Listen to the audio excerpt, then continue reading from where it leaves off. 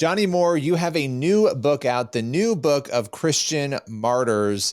Let's talk about the book first. Then I want to get into this broader issue of Christian persecution around the globe that we're seeing today. What motivated this book right now? Look, I think the stories of Christians who've died for their faith have been the sort of like spiritual shot in the arm for generations of Christians in early American history. If you were a house with a book at all, you probably had a Bible and the Foxe's Book of Martyrs. It's been part of our Christian story.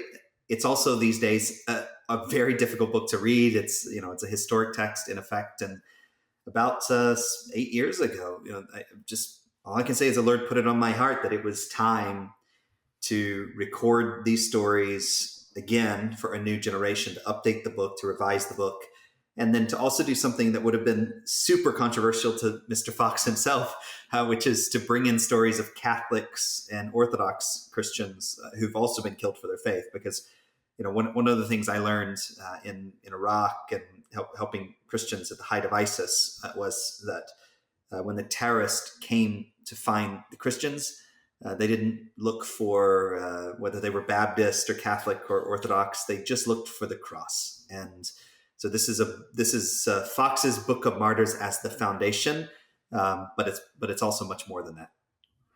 I think one of the most difficult things for believers in the West is to really comprehend what persecution, this physical violence, actually looks like. And I think that's why these kinds of works are so important, because they put names and faces and stories and families in place of just an abstract thought. So, but the research had to be heavy because you were looking into all of that. Can you tell us a little bit about the background of gathering this information?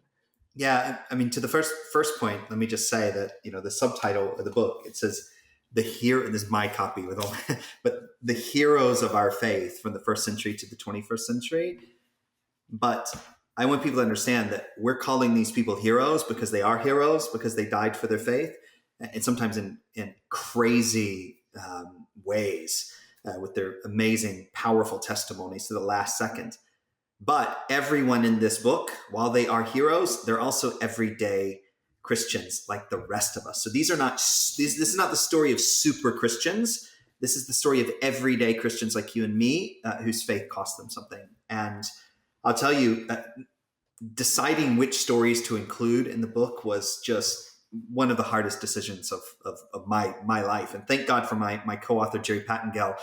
I decided when I was going to do this book that I couldn't do it unless I had a historian as a partner in writing it. And so I went to my good friend, Dr. Pattengale from Indiana Wesleyan, and we worked together in the Museum of the Bible.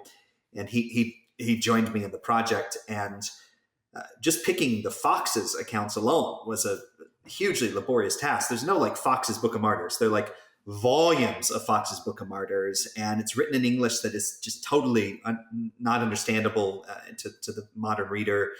And the hardest part was the first draft was actually 200 pages longer. But the publisher said we can't have 600 pages is all you got. And so we went and we had to go back through and take some of those stories out. And so hopefully if the church begins to read it, this will be the first of several volumes, because there's so many other stories that deserve to be told. I was going to say, it sounds like you've got a couple other books that might already be written right now or in process based on all that research. You have done so much in this space of helping persecuted Christians going around the world. I mean, really more so than most people. You've been out there. What keeps you going when you consider the fact we look every year at the Open Doors data? We see that things are getting worse in many places around the world when it comes to persecution. What keeps you moving and going in this space and so motivated in light of the difficulties that come along with that? Two things. The first thing is, while persecution is at its height, there were more martyrs in the last century than in the previous 19 centuries combined. Most of that at the end of the 20th century. Situation's really, really bad. And yet the church is so strong. And all around the world, in the most difficult places, at the most difficult times, I meet the most amazing Christians that like walk off the pages of the New Testament into your life when you sit down and have tea or coffee with them. in places people know I've been to, places people don't know I've been to. The one thing is the old adage that the blood of the martyrs is the seed of the church. That's true. There was that old Reformation proverb that the church is an anvil, which has worn out many a hammer. And I think that's true. So that's number one. The strength of the church is just like it has made my own faith alive, and it encourages me. And then secondly, there are other areas to be encouraged. I mean, it's a really depressing situation in the western part of Africa where ISIS and other Islamists have reconstituted themselves. It's a really depressing thing to look at the rise of communism. Communism is still the foremost persecutor of Christians and devoutly religious people of any other ideology.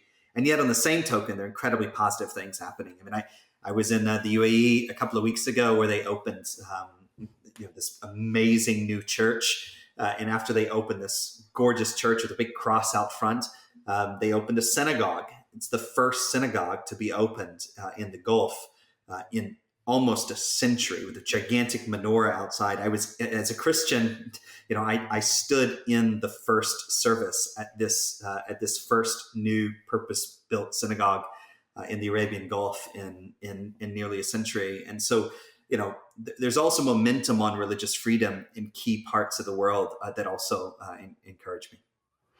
As all of this stuff is unfolding in countries around the world, there's also issues in the West. But I think sometimes we have a difficulty talking about it because it's not persecution in the way that our brothers and sisters are suffering in other countries, but there still does seem to be a hostility that's ramping up in the West and in the United States here at home. So how can we talk about that in an effective way while still honoring those who are being persecuted and not suggesting that we're in the same boat as them? Yeah, I think it's such a good point, because I want to be clear here, as I'm always clear when I'm talking about the subject. Like I have no intention of drawing a parallel between religious discrimination in the United States of America or in the West and people getting their heads chopped off, in Western Africa. Their whole lives and livelihood being destroyed routinely in large portions of the world.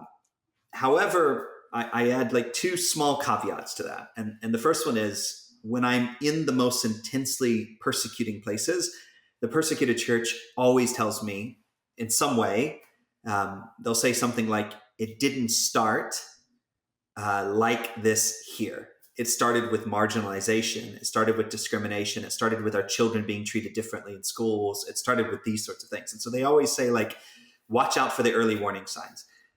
And then the second observation is it's sort of striking that the fundamental question being asked in Western culture is this kind of the same question being asked before heads are being chopped off. And that is, change your beliefs or else. And that's scary. And so there is no parallel between the unrivaled religious freedom we enjoy in the United States of America and all of these other places and circumstances. It's the first clause of the first sentence of our First Amendment. And under most circumstances, when it gets squeezed, it works its way up in our system and it's protected. We live in the most amazing country in the world. And yet we only have this freedom because we are vigilant with it.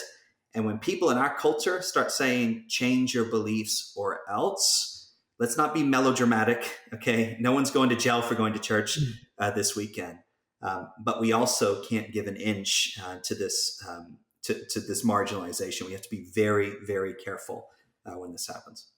Yeah, I think it's interesting, watching a, football coach have to fight for years over a simple prayer on the 50-yard line. That's an optional prayer, right? I love the fact that our system works when he got to the high court, but that could have gone a different way had somebody else been president and put other people in, right? So into the court. So it's an interesting thing. I love that, you're not drawing a parallel there, but you're noting something that is important, is that there is a starting place for these issues sometimes. And I think, we need to just remember to fight for that freedom in our country because of that uniqueness. So really love what you said there. But I want to, go ahead. And we have to support those who are fighting that fight for us, because that coach or people like them, I mean, their life is largely destroyed for the years that they're fighting those battles. And, thank God we have organizations in this country that pay their legal bills for them, that make sure that they're employed and their families taken care of. We also have to pay attention to those things as well.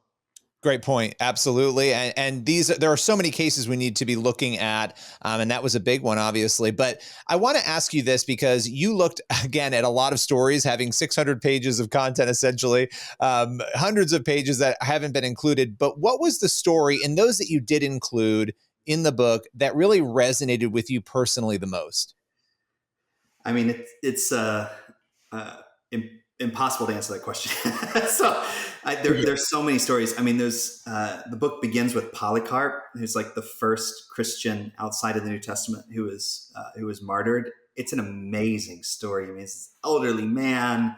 They put him through incomprehensible things, and yet he dies professing his faith. And some of my favorite stories are the stories of these like amazingly strong women in the early church, in a time period where women were largely marginalized from society, but especially religious society. And yet there are these like amazing women in Christian history who like defy all of the power to the very, very end to proclaim their faith in Jesus. There's one story of this like woman in the book where I don't remember in the culture if it was like your hair down and your hair up demonstrated dignity. And yet, as she's about to die, she makes sure her hair is situated properly so that she's entering into heaven with her dignity intact. And at the same token, defiling the people killing her because of her faith, because she's just demonstrating her strength. And then they're like, they're unusual martyrs in the book, people that they weren't asked to convert or die. There's this amazing woman that we tell her story from Mother Emanuel AME in Charleston, South Carolina, in Our Living Memory. This incredible testimony. It was her faith that took her to that church that day. If she hadn't been a Christian, if she hadn't loved Jesus so much, she would probably be alive because she wouldn't have been at church that day. And so we called them martyrs too. There's stories that have become famous in our modern time. Kayla Mueller. There's Tom Little, an optometrist in Afghanistan who served for 20 years and was killed one morning when he went out to serve a village in Afghanistan. His wife found his Bible study notes from that morning. They were stained with his blood, and we write about that. There's I'll say this when I'll stop. There's a Southern Baptist missionary. She and her colleagues were killed in northern Iraq. They were just serving people. They were gunned down in their car. And she had left a letter at home in a sealed envelope for her pastor to only open in the event that she died. And we record in the book that letter, of what she said, only to be opened when she died. And it just, it'll wreck you. So the book's filled with I can't pick just one. I love that you gave us a good slew of them. They're incredibly moving stories. And then these are people whose names we don't know. There's one section where there are 8,000 to 10,000. We don't know if it's 8,000 or 10,000, somewhere in between, Christians killed in North Korea. We don't know the names. We just know it happened. This is a subject that if someone's a Christian or if they're not a Christian, it should be of paramount importance, right? Because it's the persecution of believers. It's the persecution of someone's religious freedom. But I want to back up a little bit and just ask you personally, what initially sparked your interest in really being an advocate for the persecuted church? Tell us a little bit about your faith background, if you will. Yeah, I often say I'm not sure I would be a Christian at all anymore had I not encountered the persecuted church, because I grew up in a wonderful Christian culture that was awesome. It taught me the Bible, and I cherish it. I don't demean it at all, but I felt like something was missing, and I felt a disconnect between the New Testament Christianity I was reading about in the Bible and the Christianity I was witnessing. And when I became an adult, I started traveling around the world. I met with Christians who had bullet wounds in their sides. I met with a pastor who'd spent 20 years in prison. I met with the surviving relatives of people who had been killed. And I sort of felt like everywhere I went, I was finding these people. And it rejuvenated my spiritual life. It was like my own spiritual awakening. And it's like another one every time I read these stories. And I just don't think you can be a discipled Christian.